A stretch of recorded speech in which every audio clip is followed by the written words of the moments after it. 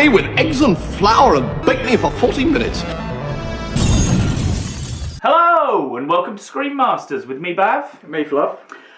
And this week, ladies and gentlemen, I'm afraid even we have been struck by the deadly coronavirus. Sorry. Not in an actual way, not in a literal way. Okay. Like, we're not dying or anything. Okay. But, You sure? well, it's cocked us up though, hasn't it? That's what I'm getting at. Well, So, yeah. This episode, ladies and gentlemen, was supposed to be a movies episode, coinciding with the release of No Time to Die, the new James Bond movie. And we were going to do a top 3 James Bond films. So for the last month, we've been working towards that. And then as we sit here now on the, 7th of March, something like that, the release date's been pushed back 6 months. So we're going to have a bit of a potluck episode today. We will do the Bond one, but we're going to sit on it until November when the release date is actually around, because that's when the content will be more popular. So we're going to leave that till November and push that to one side. So today's episode, because literally 2 days ago they announced that it was being pushed, so we've not had a huge amount of time to rejig things. And you didn't even know? I didn't until you told me, no. So I'd have come up here and done Bond anyway. But so we're going to have a bit of a potluck one. We're going to cover a little bit of news. I've got a couple of questions from the listeners that we'll go through that I've been sitting on for a while for just such an occasion. Perfect. So yes, welcome. Hello. Welcome to this episode. I don't know what I'm going to call this episode at the minute. I'm thinking, potluck, why not? Potluck. Potluck. That's what this episode's called. Yeah. Well, that's what you said when we were coming up here. You were like, okay, it's just going to be potluck. Yeah, exactly. Yeah. So we'll do that. But, of course, it wouldn't be right for me to start the show without turning to some fantastic words. Sure. Go for it. And this week I think these are particularly relevant. So I turn to the words of Peggy Lee. Peggy Lee. And say, when you put your arms around me, I get a fever that's so hard to bear. You give me fever. Fever. No, in nothing, the morning? Nothing to do with the coronavirus. Nothing at all. Nothing okay. at all to do with that. So, before we move on to our topic / non-topic, we'll do the admin stuff. So, hello, if you're listening to us on the podcast, welcome. If you're new, hello. If you're returning, we're sorry, we're still here.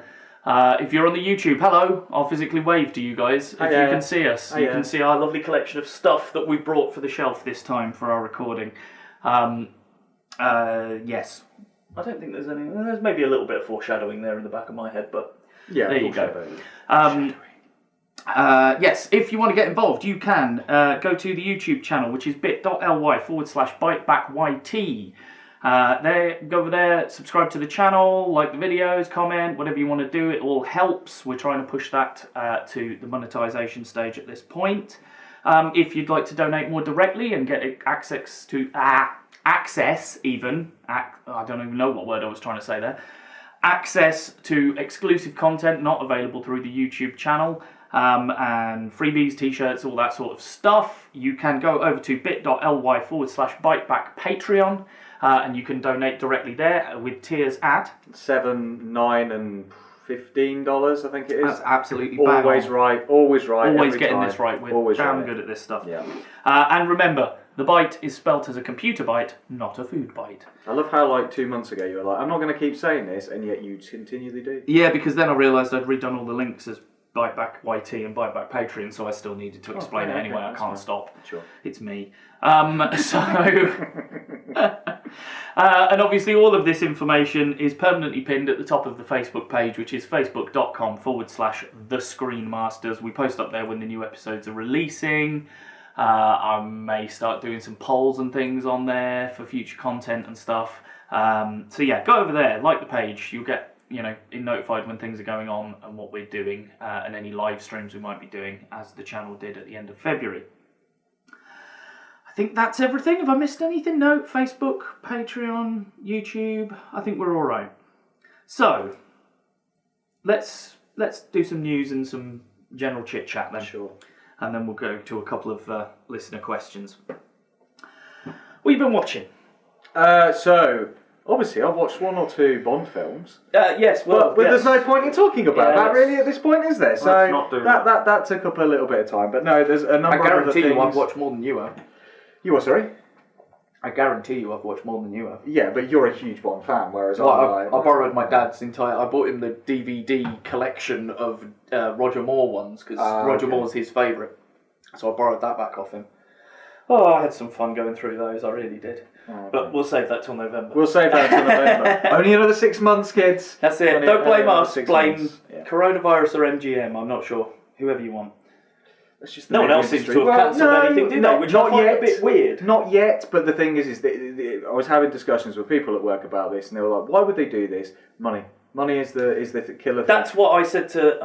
Anybody, even the sniff that they won't go to the cinema because of they don't want to contract the virus and things like this. Every event, everywhere. Well, this is it. I mean, you know, I'm sure today they said, oh, you know, elderly people stay indoors soon and all this. So they don't want to lose money because they know they'll lose a shit ton of it. They've already lost $50 million just by pushing it back 6 months. So, and the Chinese market will be massive as well, and you aren't going to get the Chinese market at the minute. No. It's like, because Black Widow is the beginning of May, isn't it? Yes. I wonder whether, because that's the key time. At the moment that's the start of blockbuster season, isn't it? At the moment they're saying no, but anyway. That's what I find interesting. They've gone so early with it and just gone, right, let's shove it back. Yeah, preempting it, or maybe they weren't happy with how things are. Well, that's my wonder. You know, is there something in the background? As an excuse. Yeah, but anyway, machinations we're not aware of. On to what I've been watching. So, I finally got round to watching Jumanji: The Next Level. Oh, I haven't seen that one yet. Yes, so I can't talk about that. You keep... No, by all means, talk about it. The reason is that the good lady teacher wants to watch that one as well. Fair play. And she wanted to get involved in some of the Bonds. So we've been watching the Bonds instead. I'll try not to say too much with spoilers. Very much enjoyed it. I actually think I enjoyed this more than I did the first one. That's interesting. I don't know whether it's because... The Rock is doing a great Danny DeVito impression. Nice. I mean, obviously, I love Danny DeVito. You know, who doesn't? Especially because of playing Frank Reynolds in I wonder what show he's in. Yeah, I wonder if he's in Always Sunny, and he's hilarious as shit.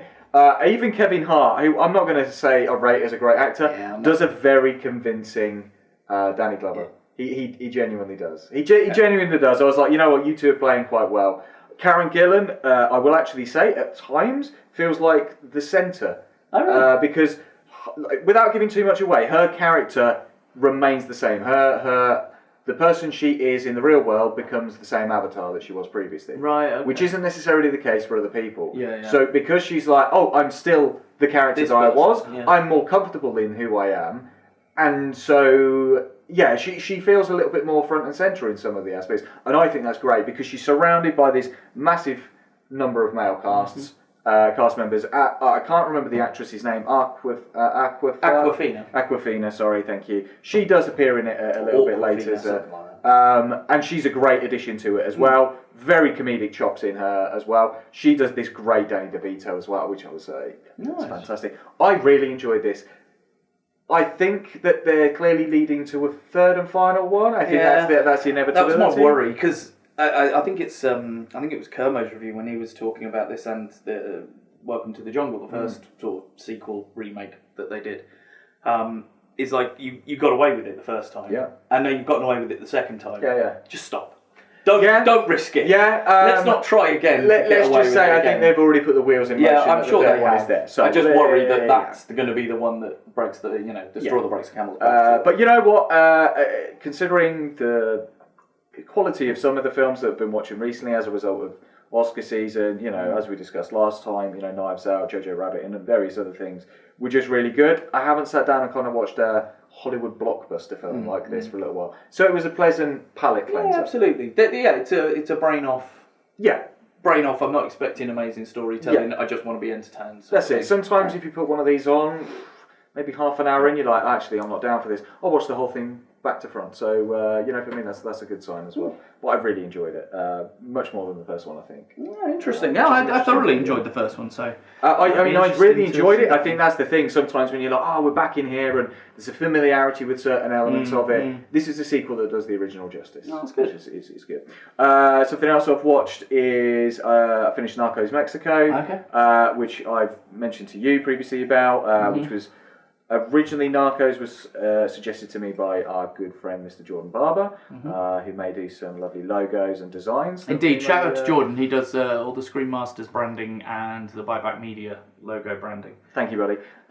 So he put me onto Narcos many, many years ago, and I've been following that for a good few years. Narcos Mexico was just the latest in the kind of series. Diego Luna, who obviously we know as Cassian Andar. Thank you. I was trying to think of his character's name, and I couldn't get there in a minute. So he plays Cassian Andar in Rogue One. Obviously, he's picking that up to do the Cassian Andar series. Yeah. He's fantastic in this, and as are a number of other actors and characters within this. I really enjoyed this, so that made me start watching another series based on similar kind of threads, which is El Chapo.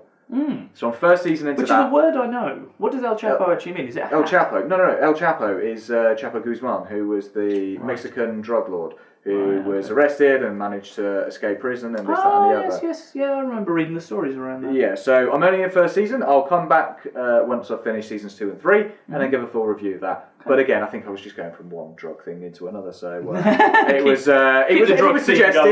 suggested after I finished it. Why not watch El Chapo? You know what? I've heard good things. Let's watch it. Yeah. So I'm really enjoying it. The guy who plays Chapo in this is actually really good. It's not your traditional, the same as Narcos Mexico. It's not identical to that. There are stints where he's in prison and you're seeing the mental and physical breakdown of El Chapo, and it's like, I'm actually supposed to give this guy a bit of compassion, even though he's a cold-blooded killer and drug dealer. You do feel it, that some of the hard shit he goes through. I'm sure it's all dramatised just for the sake of it. Yeah, probably. But anyway, and then 2 other things that I've been watching. Altered Carbon Season 2. Oh, okay. So I've watched it, because obviously I'd watched a lot of films, I've kind of switched back to TV for a little while. I really enjoyed the first season of Altered Carbon. And this one replaced the main lead with Anthony Mackie, who we all know from... Oh, yeah. Who was the lead the first season? It is somebody whose name escapes me right now. Yeah, I can't think. Sorry, I shouldn't have said that because I knew. Joel Kinnaman. That's it. Joel Kinnaman. That's it. So he was really good in the first one. Anthony Mackie does just as good a job as he did in this one. It's a little bit. I think it's a little bit shorter, a little bit more compressed. It's not identical to the books from what I've read, which is great because again, sometimes they stick too close to the source material. Sometimes they get it wrong. We've also got the actress who played Misty Knight from Luke Cage. She's in there as well. She's fantastic. It's a really enjoyable sci-fi series. Nice. Again, we talked about sci-fi series not always necessarily being great in this day and age. I know that there was a one with Katie Sackhoff a little while ago, which was, I couldn't even get through the first episode. It was just fucking hogwash. I tried. It was hogwash. Absolute hogwash. I just felt like it was... It felt so much like an amalgamation of interesting ideas from other things. Yeah. And they kind of smushed it all together because it's like, oh, well, this is popular in sci-fi, and that's popular in sci-fi, and this is popular in sci-fi. Yeah. Let's try and smush it all together. And it just didn't work for me, I don't think. I wasn't on the hook. The first episode hook just didn't get me, so... So yeah, again, if you're a sci-fi fan, I do encourage you to watch it because I really enjoyed it. I think it's going to get picked up for season 3. I do think it's going to get picked up for season 3. Again, the rest of the supporting cast in there is really, really good. There's a guy, unfortunately I didn't jot the actor's name down, who plays a character called Poe. He's kind of one of the few characters that actually remains from the first series. He's an AI, and he's fantastic because he shows the breakdown of an AI's kind of build and personality, because he's been surviving for hundreds of years and stuff. Really interesting dynamic on that, so that was good. And the final thing, again, throwing back to a previous episode that we've done, which was the DC animated one, is Superman Red Son. I haven't had a chance for that yet. I'm so looking forward to that. So, again, those who don't know... I want to say Jason Isaacs is the voice as well. Of Superman in it. I want to say yes, actually. I do want to say yes. I think you are correct. I just... Because I mentioned Mark Kermode because I listened to his and Simon Mayo's podcast just for the guys, for everyone at home. That's why I reference him from time to time. And they're big fans of Jason Isaacs, and I have a feeling that when this was knocking about, they made a joke about him being Superman. Yeah. I'm sure I saw him in the cast listing at the beginning. I probably couldn't remember which character, but yes, it sounds like he probably does. Cool. So for those who don't know, Superman Red Son is essentially the story of Superman. However, instead of landing in Kansas in America, he ends up landing in Stalingrad in the Soviet Union. And so what would happen if Superman was essentially raised in the Soviet era, not the US? He obviously becomes, friendly with Stalin and various other things, and it's a completely different story. Not entirely true to the graphic novel that I've read a number of years ago. Not entirely true to that. There are some deviations, which again is sometimes necessary for this. But thoroughly enjoyed. Again, throwing back to the DC animated stuff, this probably would have been in my top 5. No joke. Yeah, I wouldn't. That wouldn't shock me, because as long as they do, I mean, the comic. They seem to get better. The graphic novel's incredible. Yeah. So as long as you do it. Well, follow the graphic novel or stay fairly close. They seem to get better and better, unless we're talking about Batman Hush, which was shit. Yeah, that was awful. But again, why didn't it work? It didn't work because you changed what already worked. Yeah. Because you wanted to be different. Yeah, they didn't want it. Oh, okay, it's identical. But anyway, Anyway, well, how about yourself? You've been watching? Well, a couple of bits. Since we last discussed, I did say I probably wouldn't mention it on podcast, but as we've got no actual topic for today, I will mention it. Me and the children went to see the Sonic movie since we last recorded. Yeah. I've seen a lot of articles saying like that's the best video game film ever. And I know you're a huge Resident Evil fan. No. Right, let's clarify. Okay. I love Resident Evil. Yeah. I think pretty much every single one of them is a car crash. Yeah. But I love them for that aspect. Okay. I think they're highly entertaining bollocks. You know, if I want to turn my brain off and fall asleep watching something, or just want something on in the background. The idea of having a bunch of zombies screaming and shouting, and you're like, yeah, I'll fall asleep. Because soothing sounds of zombies ripping people's heads off. I get what you're saying. But it's not necessarily what's on the screen, is it? It's the tension that's created, and because you never feel a sense of impending doom or tension from the film itself, because it's actually not very good, you're not on the edge of your seat while the zombies are running towards you.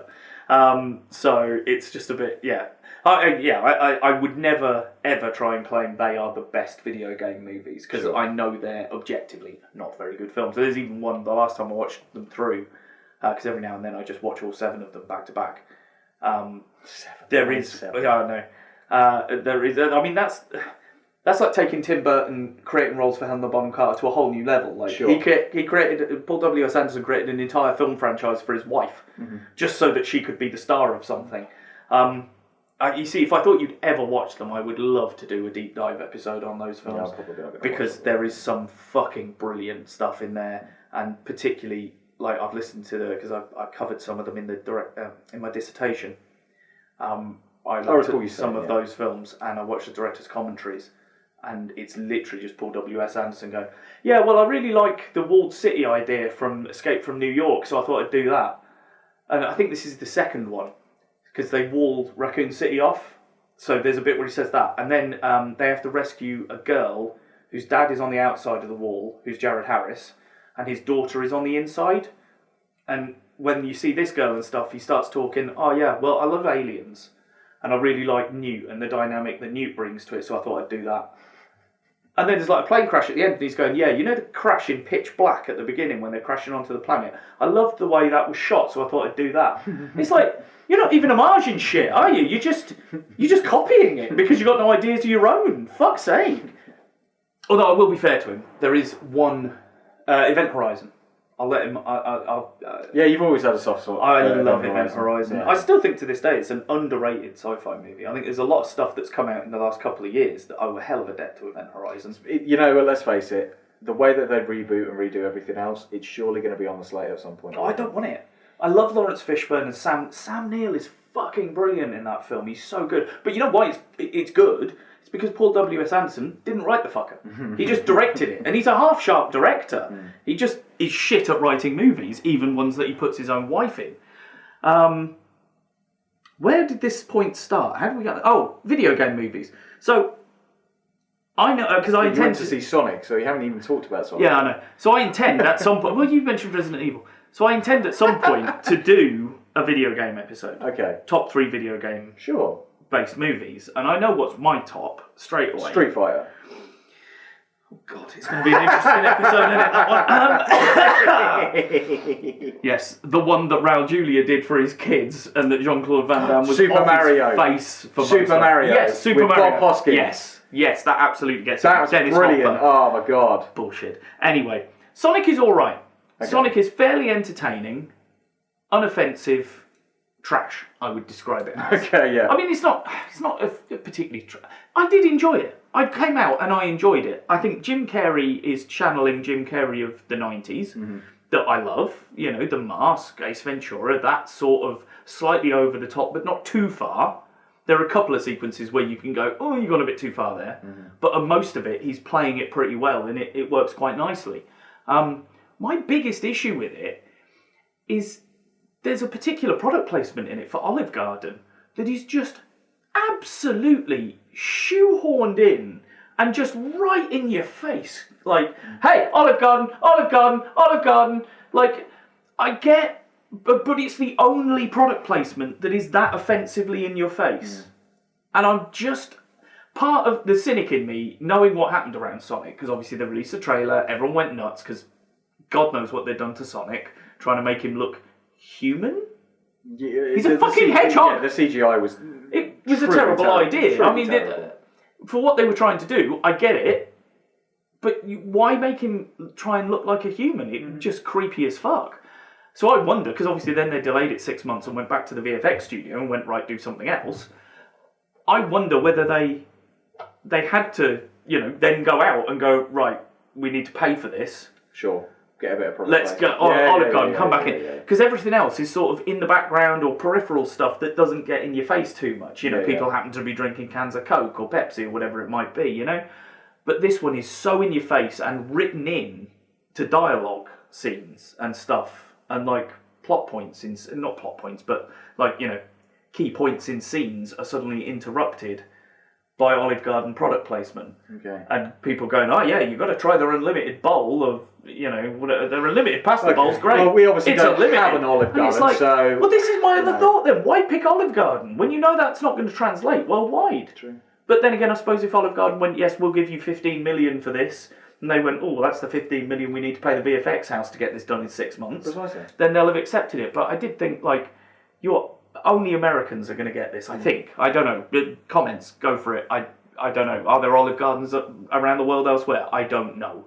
But certainly we don't have them in this country. So yeah, I can't understand everyone going overboard for it, because I think there's a very obvious contender until this film came along that was at the top of the tree, and I don't see what this film does to take that top place away for me. Like I say, I wouldn't say it's a bad film necessarily. Certainly the kids loved it. My 7-year-old son, adored it. But he's a Sonic fan, so of course he was going to love it. Sonic looked like Sonic. There was a nice little tease at the end. With Tails, they put Tails in. Yeah, so I'd read it. And Jim Carrey ends up, because he goes through the transformation of Robotnik through the film, and then right at the end of the film you see him with the big crazy moustache, and he's bald-headed, and he's got the goggles on, so he's proper Robotnik by that stage. But he's on a planet that's just full of mushrooms, like massive mushrooms, and part of me wonders whether that's a little nod at Mario. Possibly. They did the, because he's always been from the Mushroom Kingdom. I mean, there's no Mario stuff in there, but it's just a planet full of mushrooms, and I just wondered to myself whether that's a little nod towards Mario or a reference there. But yeah, it's not bad. And the only other one that I was going to discuss, because this guy, I sometimes really struggle with the director Darren Aronofsky. I know our friend... Our friend Baggy, Dave, shout out to Dave. Dave Ball, not Dave Ball, he's the other one. Fountain, is it The Fountain? Yes, and that's the one that really made me go, oh shit, this guy does some, I don't understand. I mean, The Fountain, I came out of The Fountain and went, what? And I had to go and talk to our friend, and he then broke down various sections of the Kabbalah for me, and Mayan lore, and myth, and legend, and all this sort of shite that apparently I should have read 15 dissertations by different academics to be able to understand a 2-hour fucking movie. It's as bad as fucking Star Wars last week. But then some stuff is incredible. Like Requiem for a Dream is an amazing film. Mother, one of his most recent ones, I really love. The Wrestler. Yes, The with Wrestler. Mickey Rourke. That's an incredible film. It's a great film. A great film. Yeah. See, I'd do a top 3 wrestling movies if there was any more than like 2 that I could think of that were actually any good. I think we maybe not do wrestling movies, but perhaps movies with wrestling stars in. But we can only pick one from each person. So you couldn't have The Rock in 50 Rock films. Yeah, because that's the problem. he releases 50 films a fucking year. Well, yeah, my top 3 would basically contain The Rock and Batista. Yeah. But we can only pick one. Yeah. Okay, that's a good idea. That's another one for there you another go. day. Potluck episodes, ladies and gentlemen. They help us choose. This going is it. forward. How do we pick our next I'm one? actually going to make a note of that one. Go. So, wrestler featuring movies. Yeah. Mr. Nanny. There you go. With Hulk Hogan. Fucking hell. But anyway, yes. I have never seen Black Swan. So I sat down and watched Black Swan with the Good Lady Teacher last night. And I came out of that baffled as well. And I thought that one was supposed to be one of the more mainstream ones because he hadn't written it. It's written by someone else. But the thing is, I came out of it and was like, I either understand it totally and just don't really get why I've just watched it. I kept sitting there and was saying to the good lady, like, but why have I just watched this woman's story? What's the point of this woman's story that I've just watched? And the only thing I can take away for it, which is like the striving for perfection will destroy you in the end.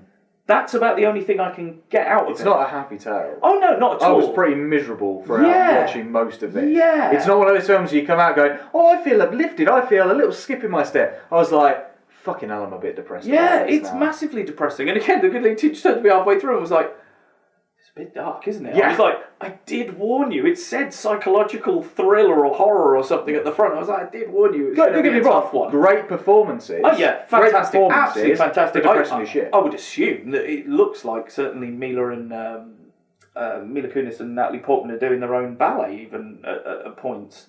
Which, if they are, particularly Natalie Portman, the amount of shots of her on the very ends of her toes and stuff, it looks like her because it's panning up from her leg and then panning back down. It could just be clever editing, I suppose, but they're the kind of actresses that you'd have thought with a director who probably wants it to look genuine. Well, yeah, so I'm more inclined to think that they will have done it properly and they'll have learned to ballet dance. At this moment, I don't think either of them particularly does many films, so it's probably one of those ones that they trained for and did, and it's... But yeah, it was... I can't decide whether it was whether I've got it, whether I get it, and I'm just a bit disappointed that that's what the point was in the end, or whether I've missed something massively because I haven't read the Kabbalah in the last 20 years. You know who you need to speak with. I shall talk to him later if he downloads Atlas today. So yeah, that's the only ones I was going to mention really. Well, perhaps we'll touch on it on our next pod, but I'll ask now beforehand. Yep. Did you catch up with Picard? I'm going to say yes. Okay, you're going to say yes, but did you catch up with Picard? No, I didn't. No, you're fucking useless, aren't you? But I still want to talk about it. Very well, but it's going to be hard because I am completely up to date, and I know a lot more than you do. Okay. So, but again, the problem is that it's one that the good lady teacher wanted to watch with me. Well, good lady teacher, get your priorities straight and watch Picard, because I need to talk about Picard, and I can't until he's watched it. Okay. Thank you kindly. Cheers. Thanks. Okay. We shall... Alright, we'll skim over that one then. Later. Yeah, that's why I was like, I'm not seeing it in your nose. You've not watched it, have you? No, I realised on the way up I hadn't actually watched it. You're a bastard. Sorry. So I was chatting to a listener to the podcast, Josh Marshall, if he's listening. Hello, sir. And he was watching the anime episode. And he said that he was a massive fan of Digimon. Okay. And that... No, not Digimon. Fucking hell, Digimon. Dragon Ball. Oh, yes. Dragon Ball Z. Yes. And he was like, I really thought Dragon Ball would be on the list, and blah, blah, blah. And I was like, that's interesting. So I've been sitting on this, because obviously, I have never seen Dragon Ball, as you well know, but you watched it all, the as far whole as of Dragon I'm Ball aware. Z and... So, Dragon Ball Z, not American. True, sorry. And Dragon Ball GT. Yes. I watched back in the day. So, why didn't they make your list? There's a good reason for that. One is that Dragon Ball Z is immensely huge. Mm-hmm. There are not a couple of episodes, there's not a couple of seasons, there are hundreds and hundreds of episodes. As much as I enjoyed it, I could not, for the life of me, remember half of what happened and stuff like that. Now, don't get me wrong, the animation was great, the stories were great, and when I watched it way back when, it was fantastic. But the problem is when you have several hundred episodes, you've got a one-up against most other kind of series because they're 12 episodes long or 24 episodes long. So, like Log Horizon, okay, I fitted two lots of 24 episodes. Okay, that's fine. That doesn't even probably cover a quarter of Dragon Ball Z. That, to me, although it was great, there are a lot of filler episodes. And that's the problem with a series like that. Great, yes. But a lot of filler? Hell yes. There are some great sequences in there, fight sequences. I know we played the game and stuff like that. Oh, yeah. Which one was that? That was like a... Was that on the GameCube back in the day or something stupid like that? Possibly PS2, PS3, that sort of PS3, time? I think it was PS3. Yeah. And that was great. And the games are great and the characters are great. But the problem is that there's so much there. There's so much filler. And again, watching Dragon Ball, it's a bit more dated. Wasn't the easiest thing. Yeah. Dragon Ball Z was great. But again, so long. I mean... You could put that on. There's hundreds and hundreds of episodes. It would take you weeks to get through it. I didn't have weeks to go through. Of course we didn't. Yeah. So it's not to put anything against it. It is a truly fantastic series. I know they've done another one recently, but again, I haven't had a chance to watch it because I know there's so many of them out there. The other issue that I have with it is the continuity. Because they did the series, they also released standalone films because it was such a huge franchise it was at the time, in Japan. Huge franchise. So there are movies and there is the TV series. The movies don't necessarily line up in canon with the TV series. Right. And that for me is a bit of an issue. You can't have, okay, well we've got these characters and this story and it's essentially the same except this isn't in canon with this. That doesn't work for me. That doesn't always necessarily work for me. Great series, great animation, great stories, but there's too much there and too much filler for me. Still very enjoyable, but that's the reason why. Okay. Interesting. I just thought I'd ask the question because I don't, like I say, I don't know enough about it. I only know the games that we played and stuff, and I know the character Goku and Saiyan. And all that. Again, sort of know the stuff that it gave birth to, but I've never watched everything we've said before about our pods and about what we talk about and what we like is subjective. That was enjoyable for me. I haven't seen Dragon Ball for a very long time. If I watched it now, I might find a new appreciation. But at the same time, there is so much new stuff on a regular basis. Our good friend Baggy has watched the series finally and told me that there's more series that I didn't realise. It's a new anime that's up on Netflix called How to Pick Up Girls in a Dungeon. So it's a very, very weird title, but Baggy has fallen in love with the series, and now I watched the first one a little while ago. I didn't realise that the spin-off series and the second series are out there as well. There is always something new to watch, so the idea of going back and watching several hundred episodes of Dragon Ball, I can't do it. Can't justify it. How to Pick Up Girls in a Dungeon? Yeah. Really? Yeah. It's a Japanese anime. Okay, that's fine. There you go. As long as it's not Netflix anime, because I'd be like, come on, guys, you should know better than this shit. But it is a... It just seems quite an un-2020 title for a TV show. Is, but at the same time, like there is a companion series about the girl who he's trying to pick up in a dungeon, sort of. He kind of falls in love with. And then she actually has like a side series which picks up her storyline thread at the kind of time it intersects with this. So that you get the two viewpoints of interactions and stuff, which is very, very good. But I've yet to watch those, so Interesting. But yeah. Interesting. So another question that was posed was, or an idea for an episode, and this one, I'm struggling to make it not unwieldy. Okay. Because I'm finding it quite an unwieldy question to try and put together. Yeah. So, because you'd look at the first part and think, okay, that's fine. So, an episode on sequels that are better than the original. Sure. But where do you stop? Because we now have multi-film franchises. Well, this is it. Do you say the sequel? So you've got the original film, then you've got the next film after. You don't decide what about episodes every 3 and 4 and 5? You don't what if 5 is better than 1? No. That's franchise. I think that's different. There's a sequel and then there's a franchise. Okay, what franchise? What's the best movie in a franchise? Kind of a deal. Okay, that's one. And then what sequel is better than the original? Okay, so the problem is the answer to the sequel's question was usually Aliens.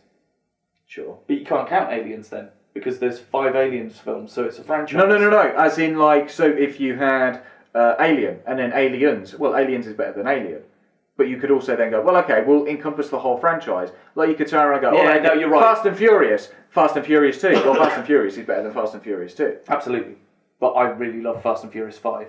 Yeah, that's it. But again, that's in the franchise. But again, as we'll discuss at some point, so it isn't the same film. A direct sequel, which I would say is the next film. And the thing is, Aliens would work, thinking about it, because as we've discussed before, go back and find the episode, the two-parter.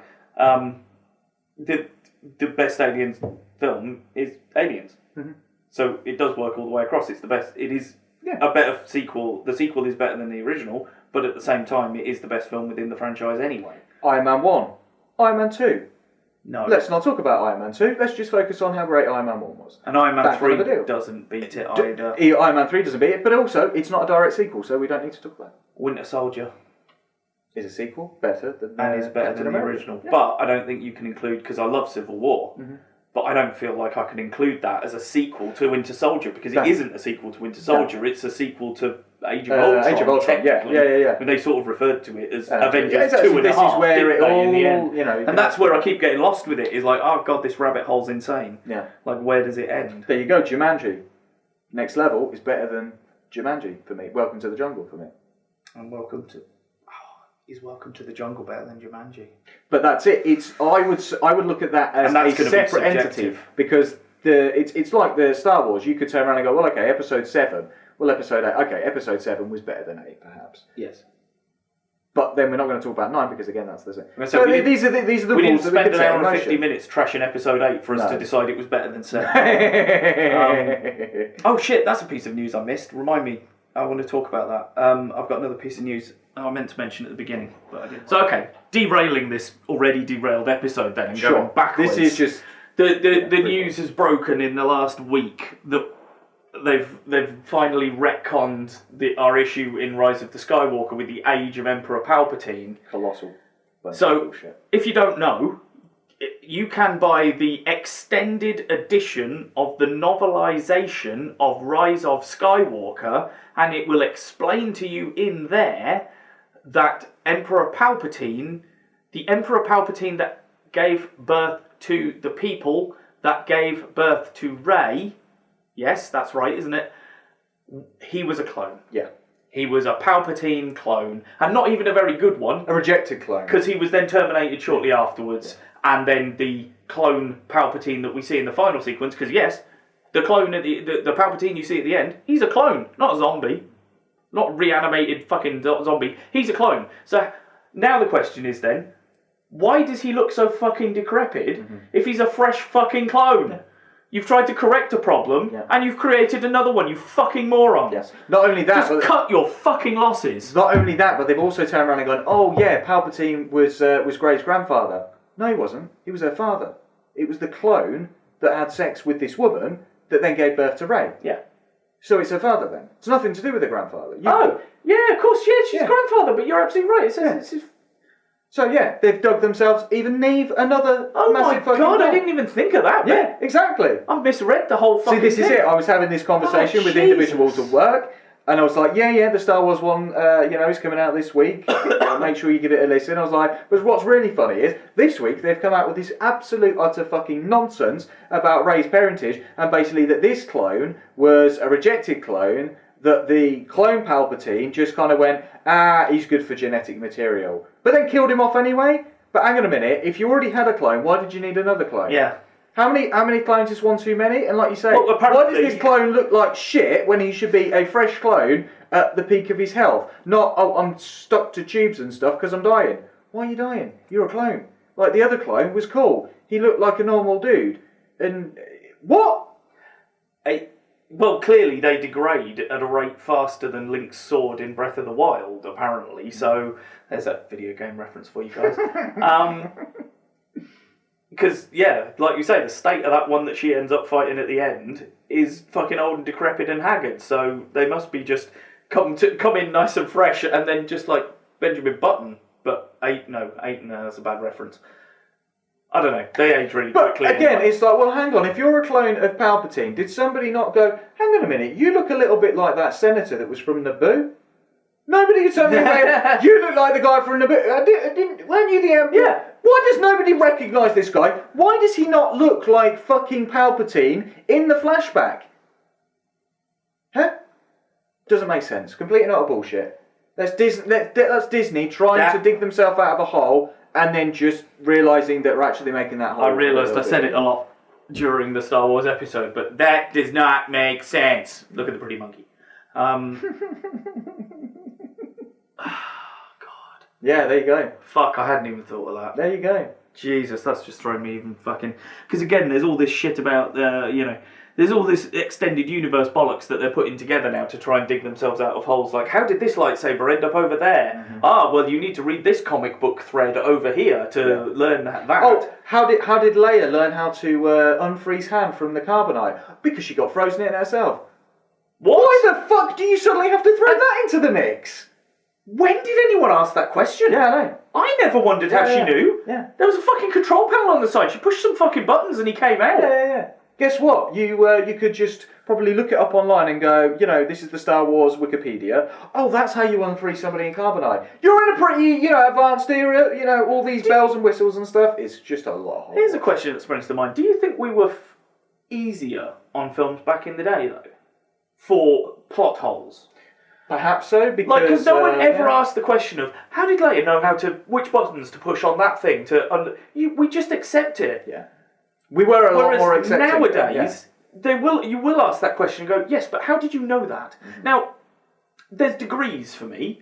I have never wondered how Leia knew what buttons to push to let him out of the carbonite. Yeah. I have never wondered where the dangly dice in the Millennium Falcon actually came from. Mm-hmm. Not of interest to me.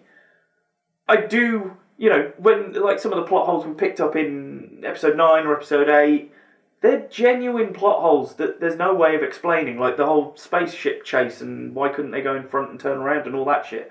You can't explain your way out of that bollocks.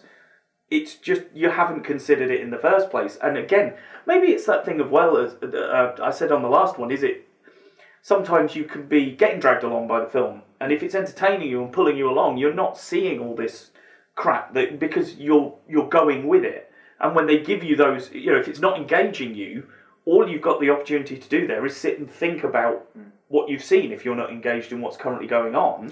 And then you do start picking the holes in it. Yeah, I think it's a level of expectation on certain films as well. Like, people would look at, Star Wars films, Marvel films as well, and they would try to pick the holes out of it, especially Endgame, for example. Because of the time, the time jump element and things like that. People are like, what about this and what about this and what about this? Well, hang on a minute. They're actually answering this, and this. They're doing a Loki series to answer that question. Steve did this to answer that question. So they're trying to... They set stuff up, didn't they? Yeah, exactly. But they also, the Russo brothers are very smart and know, you know what? We're smarks and we've been smarks for our entire life. Smark is a smart mark, by the way, because it's a wrestling term for people who know that wrestling isn't real.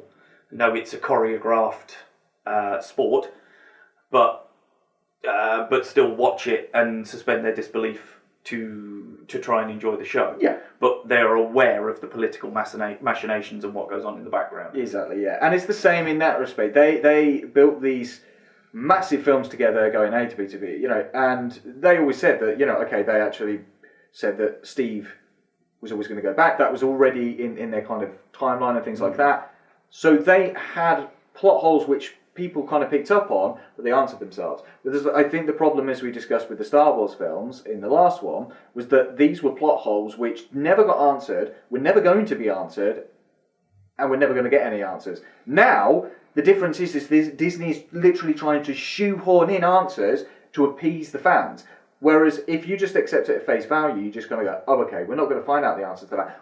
You don't have to give an answer for every fucking question. You just don't. You just go, that's how it is. Yeah. Okay, that's fine. But when you start shoehorning in every answer, that's when it becomes a problem. And unfortunately, with the Star Wars universe, because we've now got the comic books, the TV shows, the movies, etc., all canonized together, that makes things that little bit harder. As I say, there is going to be a point when we look at the next series of The Mandalorian with a Darksaber. People nobody's suddenly going, Where'd that come from? How did he go from here to here? And Well, yeah, because they've introduced something and we assume they're going to tell us. exactly, and that's the thing. At the moment, we're making allowances, but if in the next series they don't, that'll be when everybody's going, "Oh, come on, where's the plot? Oh, it's the plot hole," and that's it. At the moment, we're making allowances with episodes 8 and with episodes 9. There were plot holes. We were at the end of that little saga. And I think we had to have answers. There is a difference. It's the basic difference with TV and film. Mm-hmm. If you're doing a film, you've got 2.5 hours to try and get everything in that you need to tell me. And if you don't manage it in that time, well, that's not my problem. You should have put it in there if I needed to know it. Mm-hmm. Just going back to Endgame very slightly, just in the interest of fairness, because we do pick them apart, I do believe there's one plot hole in Endgame that I always thought from the end of it and couldn't figure out. And I believe they went on to explain it outside of the film. In I don't know whether it was in media or in a book or whatever, or whether it was just in an interview that they were asked about it, and they went, "Oh yeah, well he does this and this and this." It's the Cap thing at the end, because when Cap went back to return the stones, he should have created another string universe and gone off a different one. Yet somehow he manages to return to their universe as an older man, having experienced a full life, and that doesn't make any sense to me, because they'd established that if you go back in time, you create a new string, you can't come back to the same place. Well, this is it. It's the if he, for example, he goes back in time, he wants to marry Peggy, so he marries Peggy, has his Peggy life. That is a separate string to the string he came off. He can't go back to the other string. But again, this goes into the whole idea of, and hopefully we'll pick up on like time travel films and stuff like that in the future, where we talk about creating an alternative timeline or actual causality. Him actually going back in time completes the loop, because that loop was already in existence. We were just watching the finale. It's not so much the loop thing; it's how they'd established that if he was going to go back and do that, it would spur off somewhere else, because that's what happened in the past, in the other time travel sequences. Like I said, I have no issue with what they've done. At the time it didn't bother me too much, but yes, I picked it up as a plot hole for me because it isn't explained. I just want it in the interest of fairness, sure, so that we're not just bashing the Star Wars guys or whatever. I'm aware that other franchises do this. Oh yeah, of course. I just don't think they're half as bad, and I think it's worse. I would rather, like JJ did, like, what was Finn going to say? Oh, he was going to say this. Okay, fair enough. Well, what was the fucking point in putting it in the film? Exactly, but I would rather it was explained in a throwaway interview afterwards with the director or whatever, than you actually try and write a piece of canon material to re-explain it, because then you are assuming that your viewer is going to go and read that canon material. Yeah. I think it's also setup and payoff. If you are intentionally going to put something in a film with a setup, then you must pay it off. If you don't, you're not doing the service to the people who are watching it. Yeah. Because you put in specific plot points, you put in particular setups, which you're never going to pay off. People are always going to come out of some films going, well, what about that? And what about that? But if you deliberately put those setups in there and you don't answer it. Yeah, that's it. Yeah, you're absolutely right. I mean, yes, that Finn thing was insane, that you would have so many times. What is it? 4 times? Three times at least. There are multiple occasions where he goes to say it and doesn't, and then there are other. Obviously, we haven't had the chance to rewatch it yet, but there are bits and pieces where, because he something comes to him or something. There's a point where he reaches out for something and he appears to move it with his hand and stuff, but it's not sort of.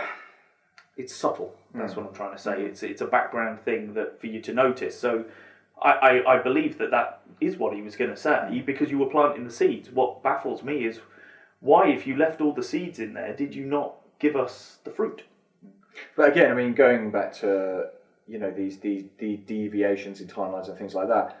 Look at the Fast and the Bloody Furious franchise. They're reviving a character who was dead way back when, after they rebooted and revamped this franchise, so that this film actually went here, not here. Do you want to know the order? No, I don't. No, not right now. Not right now. It's a franchise that I know that you want to talk about because you enjoy the car song and all that. But again, it's just the fact that in the latest media, they're talking about Han is now coming back, and you're like, but you're dead, mate. And not only that, he's actually died twice. We've witnessed him dying twice, because we've seen the same death happen twice. Yeah. He dies at the end of number three, Tokyo Drift. And then 4, 5, and 6 all take place between 2 and 3. Yeah, and he dies at the end. And he dies at the end of 6, to then, which is the end of 3, and then 7, 8 come after 3. Okay, so he's dead twice, and now he's going to be revived. And now he's back alive again. But we've already been through this once, because Michelle Rodriguez died. Letty died. True. Early on, she died in the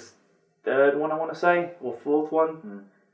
Or was the 4th one when she came back? Oh, fuck knows. God knows. The fucking lore of those films is insane. Yeah, exactly. I mean, they don't exactly, obey the laws of physics or the laws of distance either, which we've established. So we'll touch on that. But again, it just shows that even these massive franchises, they just go, you know what?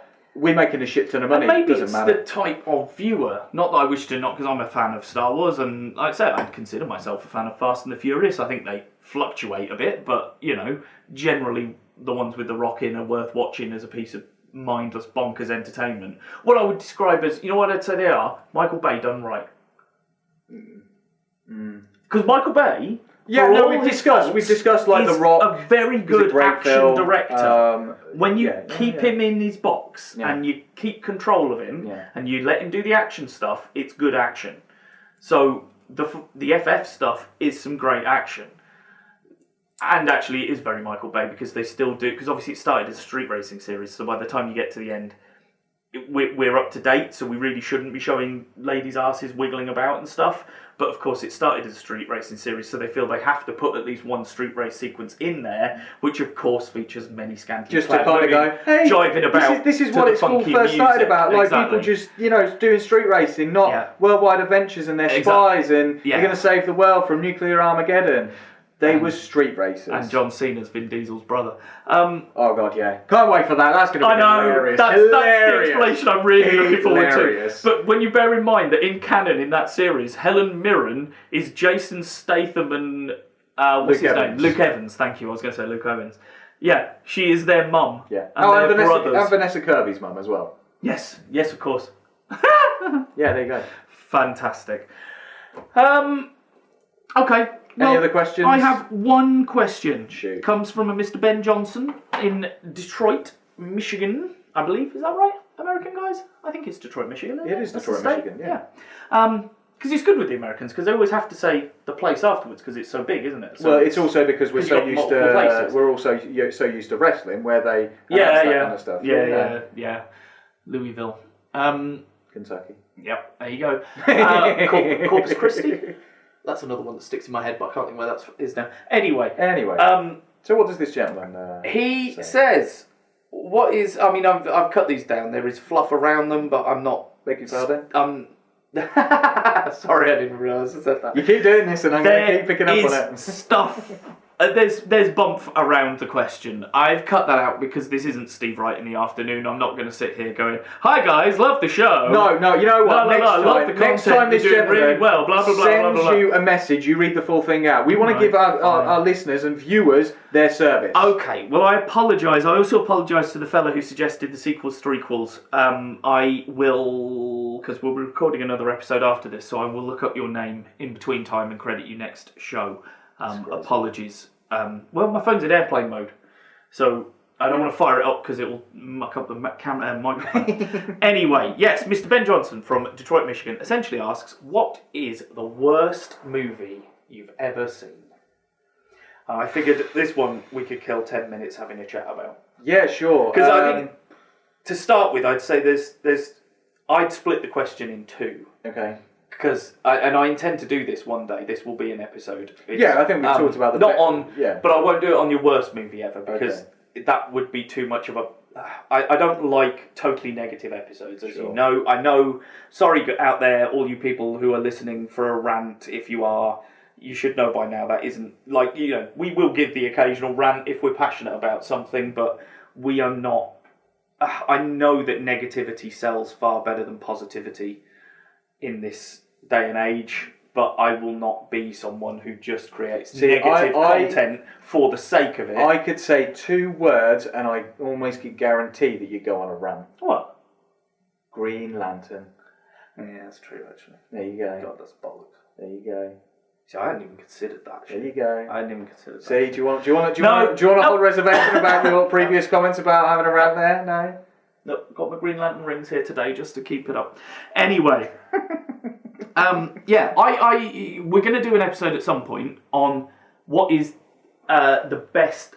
What is worst movie? Yeah, because I've got there's different ways of looking at that even because some I've heard would say things like Snakes on a Plane, Sharknado, that sort of stuff that knows it's bullshit. Sure. Is B-movie bollocks. Yeah. But goes with it tongue in cheek and is quite fun, I would say. I haven't seen, I think I don't even know how many Sharknadoes they're up to. I've seen about 3 or 4 of them.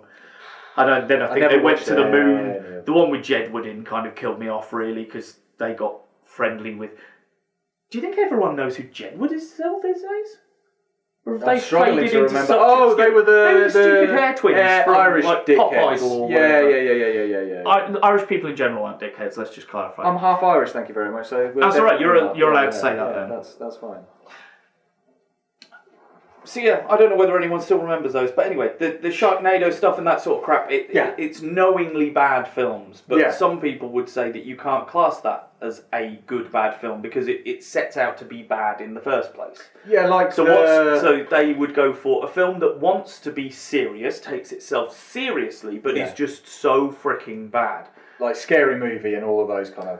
You see, but even then, I'd say they're parodies, and parodies are supposed to be like that. But that kind of that kind of niche, suddenly they did like a few of those, like Meet the Spartans or something like that. Yeah, the epic movie. Epic movie, terrible. Shit, that was it. All that kind of stuff. They kept trying to churn out those kind of things. The thing is, they changed as well. The first couple, 2 or 3 Scary Movies were done by the Wyans. Yeah. And then it switched to a production company, bought the idea off them. And they are the ones who then produced the crap that came afterwards, like superhero movie, epic movie, Meet the Spartans. I can't remember what they're called. I think that, I want to say Asylum Films or something like that, but I'm not sure on that.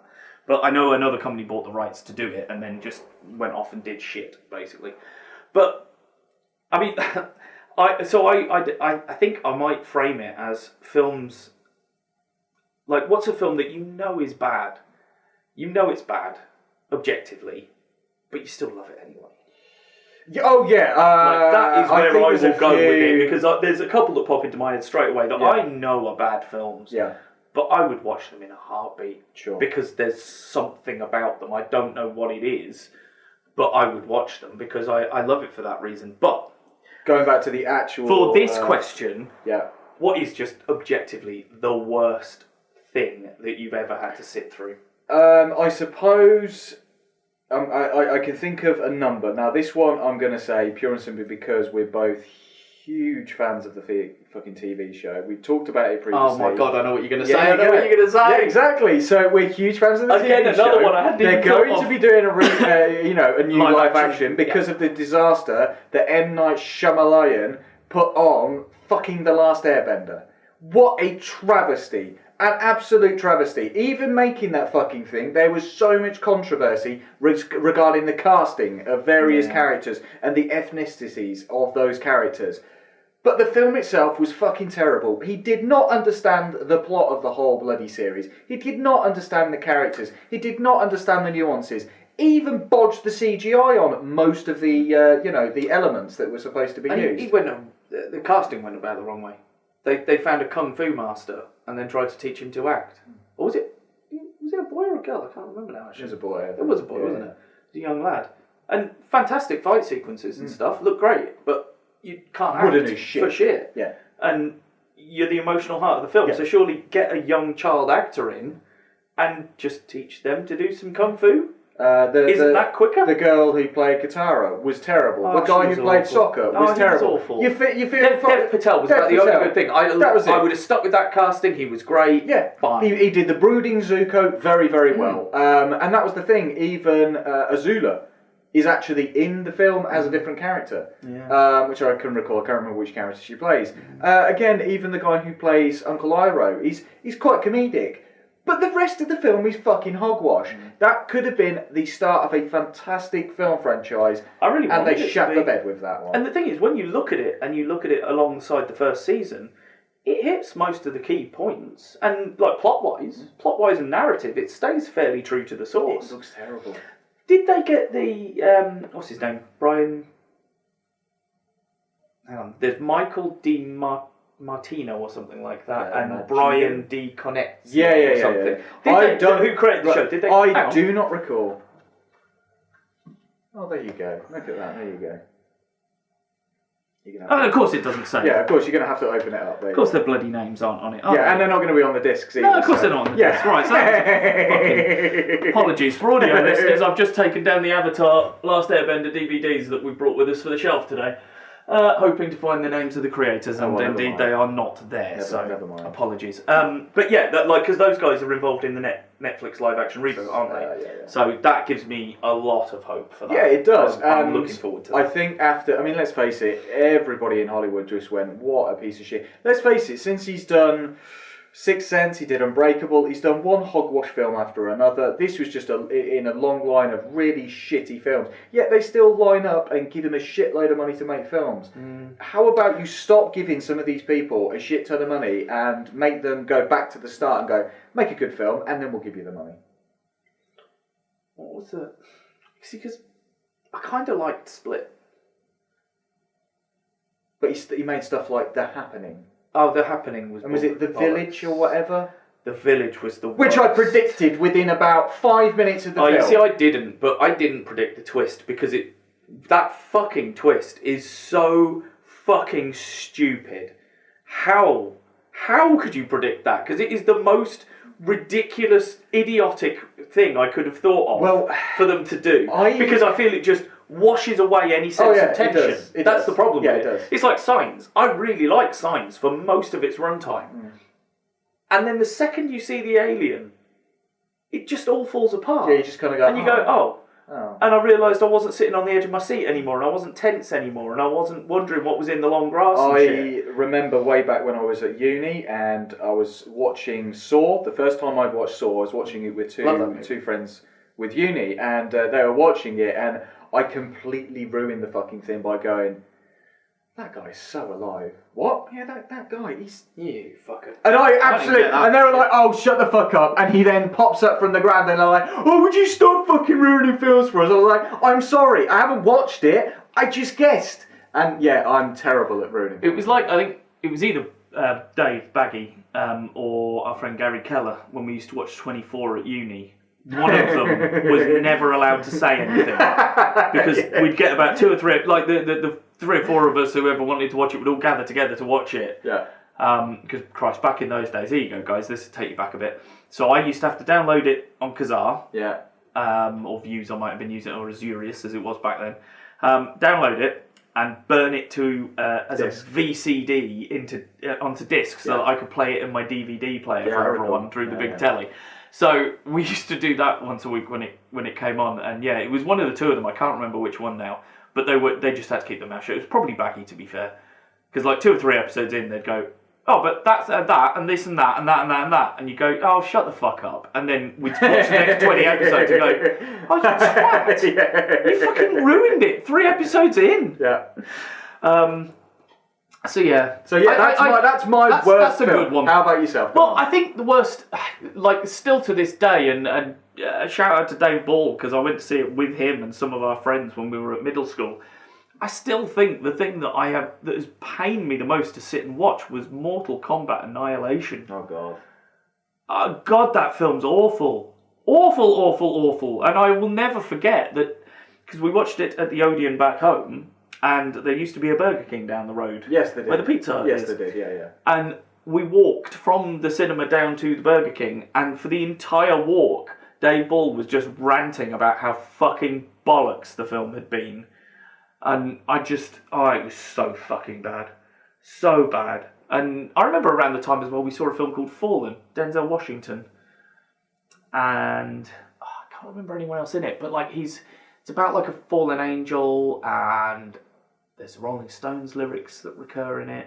And I remember we watched that as a group of lads as well, and everyone thought it was shit. And then I watched it about 5 years later and was like, I was just being a dickhead kid on this day. This film's really good, actually. Sure. It's really weird when you do that sort of thing. However, I went back to Mortal Kombat Annihilation. I watched the first 15 minutes and then I put it off in disgust because I thought, my God, this is fucking awful. Yeah. You're quite right, Green Lantern. The problem is Green Lantern, right? I don't You're not going to go to rent that. I'm not, and that's the problem. That's what tells me that I don't care enough. Yeah. I don't care enough. It's so bad. It's wrong in so many ways. And it's funny, again, watching this Bond stuff. See, now you've said that, I can think of yet another one, actually, off the top of my head. I've watched all this Bond stuff, and GoldenEye and Casino Royale are both directed by Martin Campbell. He did the first Pierce Brosnan, and he did the first Daniel Craig. Well, there was one better than the other, for sure. Yeah. November. Because I don't want to get into that. Foreshadowing. But he directed Green Lantern, which is why when Green Lantern was being done, I was like, okay. You've got a bit of confidence. You've got a good director in. Okay. They got, safe pair of hands at least. Sure. All right, well, if we're going to suddenly talk about Green Lantern, go on then. I've got to mention, now, it was bad, but it wasn't like, oh, I really, really hate this film. I was just like, I'm very disappointed, which was Man of Steel. But from Man of Steel came a truly abysmal hunk of fucking shit that was Batman versus Superman. BVS. What a fucking bag of crap that was. Yeah. Terrible acting, except for and this is the thing, the only reason that I probably didn't put it that high up in my brain there was because there are those snippets with Ben Affleck as Batman, and you go, oh man, that's pretty badass. Yeah. He's absolutely badass. There's one really awesome sequence where he's fighting loads of people top and of the stuff. building and he's it's brilliant. Visceral, it feels gritty. And then probably less than 5 minutes later, we get a view of Doomsday. And then I just shat the bed with that because that was just... Yeah, Doomsday is terrible. Yeah. That was awful. Just he terrible. He looked worse than he did in Smallville. And he looked shit in Smallville. Again, we talk about the plot holes. Suddenly Wonder Woman's there and it's like, oh, is she with you? No, I thought she was with you. You have no qualms about some woman just suddenly jumping into the middle of a fight. So what the fuck? Oh, I'm going to just let you know that my mum's name is your mum's name. Okay, let's stop fighting. Let's bond over our mum's first names. Oh, God. No, you're quite right. God. And you know what gets me? There's a couple of things here, actually. Wonder Woman, because if you, again, let's take them as assume that they're good for a minute, and that we actually follow along and we're watching what's going on. That film is, no one knows who she is, right? Mm-hmm. And they find there's that one picture of her from back in the 1920s or whatever with Steve Trevor, right? Okay. The sequel is about to come out over this year, isn't it? Yeah. And that's based in 1984. Yeah. And it doesn't look like she's keeping a particularly low profile. Yeah. So why does no one know that she's around again? Yeah. I mean, obviously I'll have to wait and see the film to see whether... Because the first one was good. I really enjoyed it. It's the bad guy that lets it down every time because they go too far with it. We also know that Chris Pine is in the next one, but she's also pining for Chris Pine in Wonder Woman because he's died. Yeah. If the next film is set in the 80s, which is after 60 the years first later, one, roughly. but before like Batman, Superman, and Justice League, why is she still pining for a guy who's died like almost 100 years ago when apparently he was alive 20 or so? I'm so confused. It's going to be interesting to see how they work that out. Sure. And then the other thing is, like, I don't know anyone that likes BVS Dodge. It's shit. Like, it's objectively a shit film.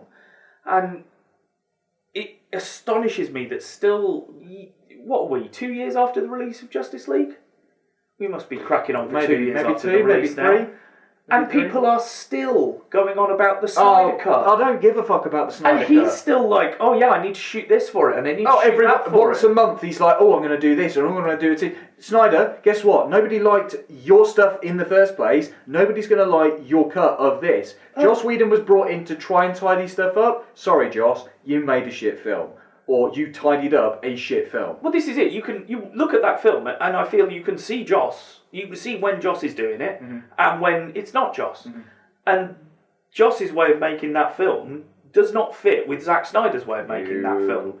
So that's why it's such a disjointed fucking mess. Yeah. Again, as I did with JJ, if I was going to come to the aid of Joss, I'd say, yeah, what else could you do?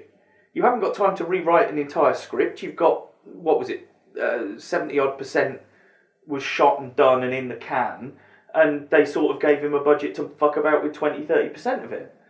So you do what you can, surely, and you know you need to introduce some pathos and humanity into it, So that's where you get the Joss sequences cutting between the family that are stuck in the house in the middle of the battle, because he's trying to humanise the whole thing.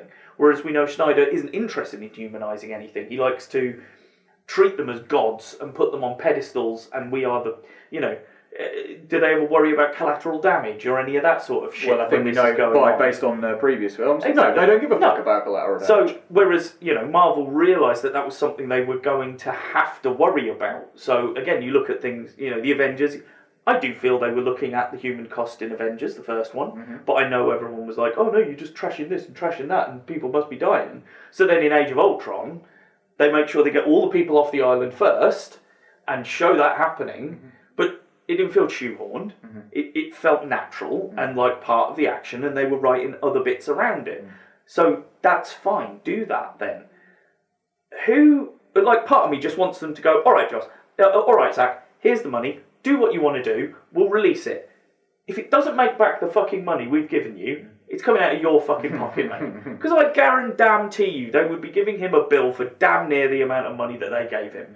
There can only be a few fucking dickhead fanboys out there who have deified this man in their heads. I mean, don't be wrong, I think he's a decent director when you put him on the right project.